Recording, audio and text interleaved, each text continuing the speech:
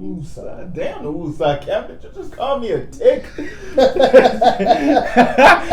Ladies and gentlemen, boys and girls, welcome to a new... My man, that was pretty funny. I gotta go see Backboard 3. Welcome to a new episode of 2 on 1. Man, look. We got some stuff coming up we going to discuss with y'all on the next episode. But on this episode, we talking about the NFL. Dun, dun, dun. Dun, dun, dun, dun, dun, dun. I was going to do the ESPN Monday Night Football thing, but he's kind of racist. But we're going to talk about... Actually, first we're going to start off... Sorry about that. We're going to talk about the NFL mainly, but we're going to start off with the college football playoffs. Yep. Man, oh man. It was entertaining. We kind of rewinding back to the predictions that we gave y'all. We called this Oklahoma thing pretty easy. Hey man, look. Let's go ahead and get them about the paint real quick. And then I was on point with the Clemson pick. You know, so I definitely put Clemson too. Yeah, you did. I think we were writing game takes on that. But Oklahoma can't guard a team of Betty Whites. They gave no. Hold on. First off, shout out to Joe Burrow. Yeah, Joe's because I said, boy, you got 7 tubs? It's half? Yeah. He was like, we just gonna go ahead and get this over real quick. Man, get this rest in the second half. I said what I said. It might just be this man's year. It happens. It happens. So LSU took Oklahoma in the backyard, bent them over their knee. Yeah. Went Joe Jackson on them. Got them about to play real fast. Like pow! My stepbrothers. But then later on that night, Clemson and Ohio State played. Classic game. And I had Clemson winning. And didn't start off with Clemson winning. Ohio State was on that. Yeah, they got out to a real nice little lead, and then next thing you know was who was it? Dobbins, the running back from Ohio State? Yeah. That man's real good at football. He said, I'm going to handle this. Yeah, he's real good at football. Shout out to him. And it's a controversial call in the game with pass interference, but I ain't a ref, and I don't get paid for that, so who cares about my opinion? I'm just here for the entertainment value. But at the end of the day, you on the field for that many minutes, your team versus theirs, you got to make the plays to win the game. You can put it away, or you can go back and forth. It's up to you. Hey, Justin Fields, I don't know who you were throwing to on that last play. I don't know if somebody slipped. I think I seen the dude in the bottom left. Yeah, that's what I'm talking about. Yeah, so I don't know it looked like he fell and was kind of holding his leg or something. So maybe he got like hurt or something like that. But it looked like the defensive back was a receiver, and then next thing you know, the game was over. And Clemson won like we picked. So on to January 13th national championship game. Clemson versus LSU. It's in New Orleans, and I'm still taking Clemson. Look, Sunshine has been a starting quarterback all the way back to 2014. Trevor Lawrence, by the way, if y'all don't know. You call him Sunshine because he looks like Sunshine. I don't remember the time. Since 2014 as a starting quarterback, Trevor Lawrence is 77-2. Man lost 2 games in 5 years. He knows how to win. Crazy. Obviously, we see that in Clemson because he's undefeated as a starting quarterback in Clemson. He knows how to win.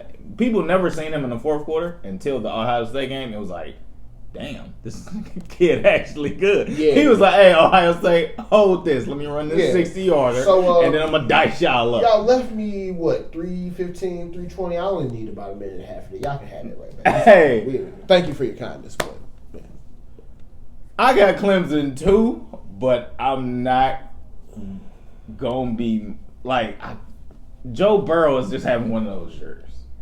So Joe Burrow go out there and have a performance like he did against Oklahoma, which he's not because Clemson's defense is better. Yeah, I would hope they're better. I would hope so too. Yeah. They got some first round picks. I don't think Oklahoma has any. They might have some 6s on their defense. They're gonna have a lot of undrafteds. I think it's gonna be a classic game, man. I think it's gonna be in the 30-ish range. I think the second to last team who has the ball is going to win. The opposite team's going to get the ball, and they're going to end up turning the ball over. It's going to be a turnover on downs. That's how I think it's going to play out, and I think Clemson going to win. But Joe Burrow's having a great season, so we got to wait and see. So, I mentioned the game is in New Orleans. Joe Burrow's the Heisman Trophy winner. Everybody loves Coach O. My man did the fuck them thing with Alabama and all. Everybody has a love fest for LSU. I say all that to say this. The team that loves the position that they're in most right now is Clemson. Facts. No pressure on them whatsoever. Factory. They've been to this game each of the last 2 years before this. It's just another game for them. It's just another road trip. We're going to go down to New Orleans. We're going to have ourselves a good old time in the national championship game like we had the past couple years. Meanwhile, LSU is essentially playing a home game for the national championship. It's a lot riding on this. The state of Louisiana is behind this team, and I get all of it might be Joe Burrow year, but at some point, and they almost did this against Alabama, which at this point we have to say Clemson's a better team than Alabama this year, but LSU could have their slip-ups, both offensively and defensively. Mm-hmm. Clemson is the team that is going to take advantage of every single one of those. I'm picking Clemson. I say they win by a touchdown. Shout out Dabo. He's a very good coach. Yeah. But, hey, you see what we picked? It's going to be an interesting game. Just make sure you say something. But on to the NFL, because they got some heat coming for y'all, too. Which, I know I did my whole spiel about we should reseed 1 through 12 and, combine the conferences and just let it play out. This probably isn't the best version of playoff matchups for the league, but it's pretty close. They got some pretty good games for us on opening weekend. Some games that's a lot better than I remember them being in a while for opening weekend. The Bills, that's the first game of the weekend, which is tomorrow. Yeah. Starts 3:30?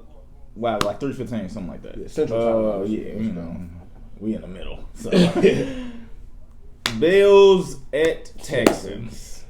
2-10-6 teams battling it out. J.J. Watt is back. Didn't expect him back this year because he tore a pec, but I'm not a doctor, so what do I know? Yeah, I don't get paid to diagnose or, perform surgery on injuries, anything like that. But I know a few dudes that have torn pectoral muscles. What's crazy is Kersey tore his on week 2. Don't know a lot of them that play in the same year. But, again, what do we none know? of my business. I'm not a J.J. doctor. Watt. This isn't General Hospital. No, this is Joshua Hospital. This is a show about sports. So, but J.J. Watt is back. Who you got in this game? I got the Bills. That's crazy. Shout out to Sam because he's a Bills fan. Yeah, shout out my man Sam. I'm picking Bills. I'm going with Bills Mafia, and the reason why I'm doing that is because I think the Bills they don't have the swagger of like a team that can make a Super Bowl run, but they have a swagger and an identity about them where they're going to allow Josh Allen to operate in positions that he is successful in and running plays and doing things that he's most successful doing. Their defense is always locked in.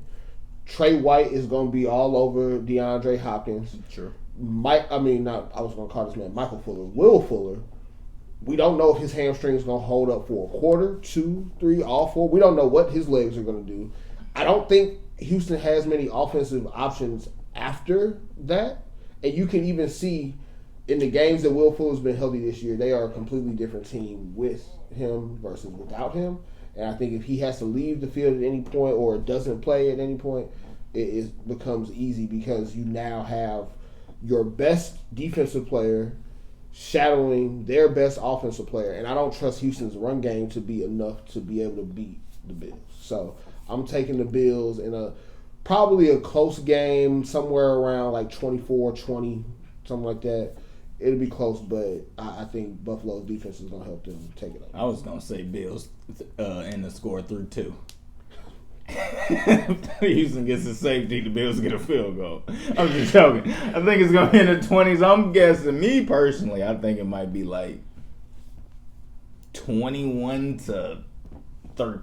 I got the Bills as well. Shout out Singer. Now, what changes all of this is if Deshaun Watson just goes and before the game grabs the the big Gucci bag with the DW on it, just says, yeah, I'm just gonna go ahead and play in here for the entire game. Now, if he gets in that bag, if he get in his bag, we could very well be looking at something like 34-21. Because if that happens, if Deshaun Watson just has one of those crazy games where he throws for like 3 touchdowns, runs for like another 50 yards, something like that, I don't see how the Bills can score enough to keep up with that. Facts. And the game scheduled for later that night. We're gonna jump to that now. It's probably looking forward to the most. Titans at New England. Yeah, it probably sounds crazy that I say I'm looking forward to this game the most, but the reason I'm looking forward to this the most is because of the types of things that are riding on this game from the Patriots side of things. If they lose, which, let's be honest, I know a lot of people are talking about Tennessee and this is the type of team that's built to beat New England, but we've said that about a lot of teams before, and the Patriots, especially in Foxborough, we could look up and this could be a 35-0 win by the Patriots, and then we're like, look, what were we thinking? But at the same time, they're relying on Derrick Henry, which had no idea that he was the leading rusher in the NFL. But at the same time, I don't know. Like, you look up and he has 13 carries for 39 yards, and then at the end of the game, he's got 20 carries for 200. I don't know how it happened, but he went off that last game. Bro, shout out to Derrick Henry, one of the most underrated football players in the NFL right now, because he should he is a free agent. Arguably, could say that he's the best running back in the league. I don't necessarily agree with that, but he has a claim to it if he wanted to do that. I think he led in rushing touchdowns too, I think.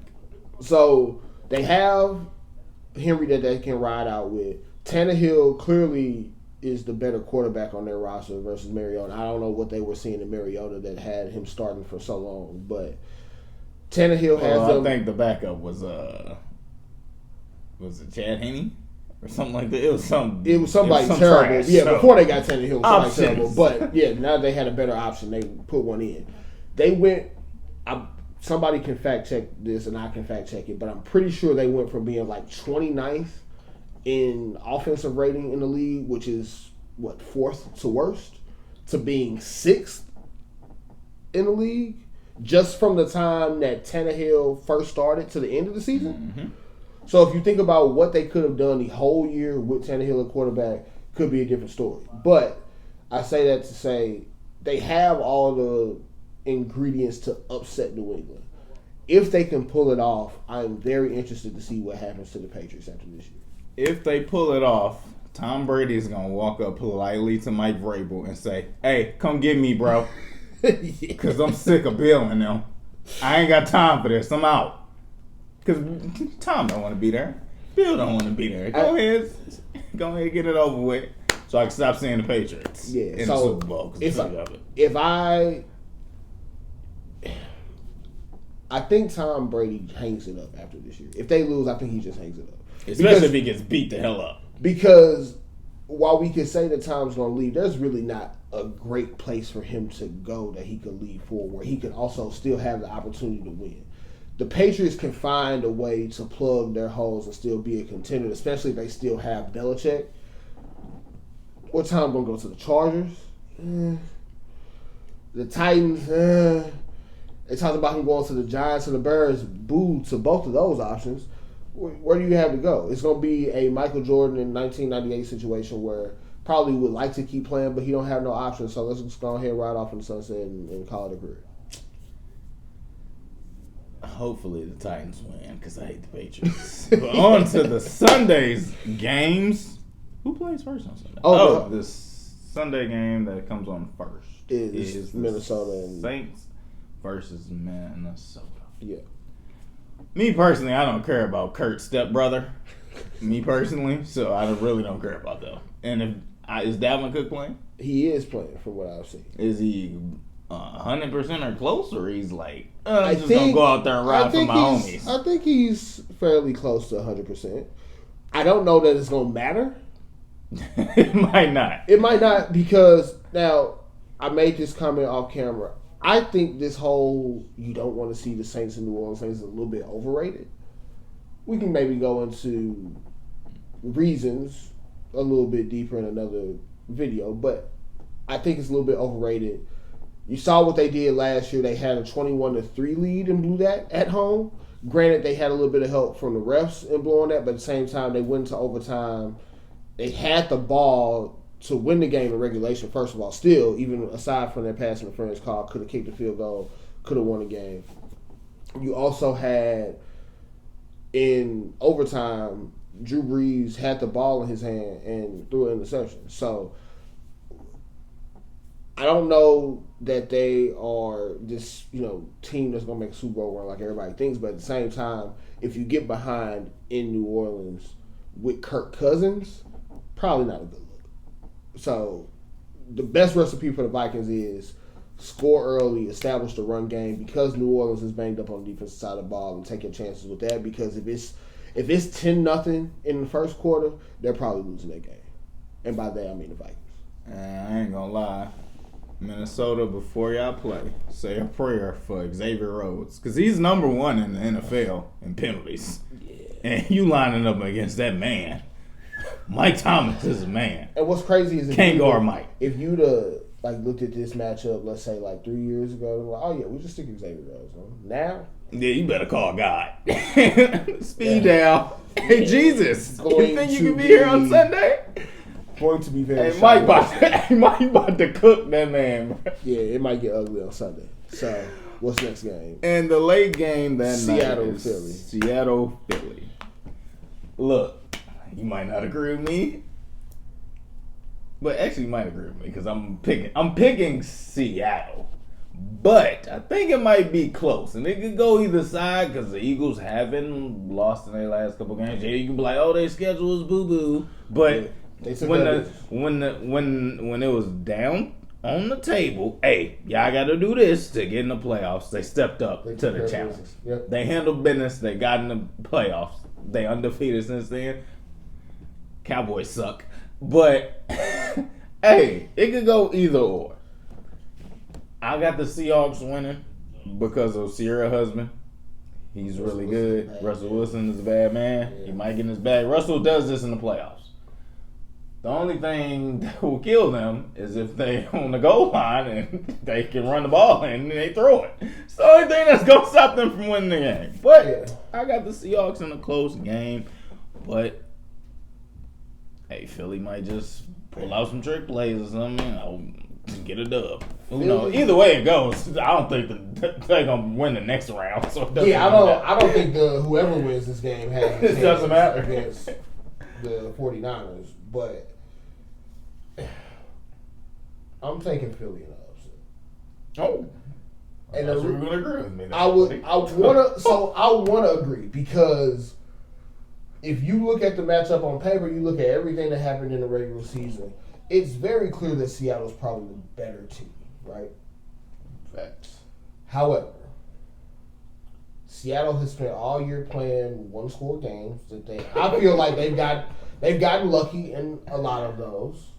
Some of it has just come down to we got the best player on the field, and that's Russell Wilson, which is cool. You playing in Philly, you playing with a team that already likes that underdog feeling, having their back against the wall. That's how they won that last Super Bowl a couple years ago. They brought the mask out. Everybody that has gotten injured, no matter what position, no matter where at, the person behind them has stepped up. I think that's something that, you feed off of that energy. Yeah, bro, they out there playing with two receivers.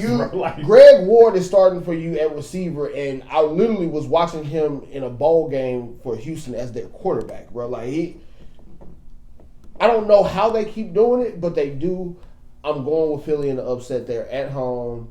Crazier things have happened.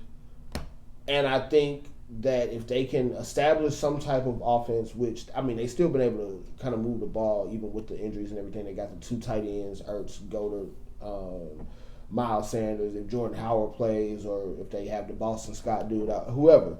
They still been able to move the ball. They do be just throwing people out there getting touchdowns. Think about who the hell is Boston Scott? I was like, nobody got him on the fantasy team. Bro, I don't know where they pull these people.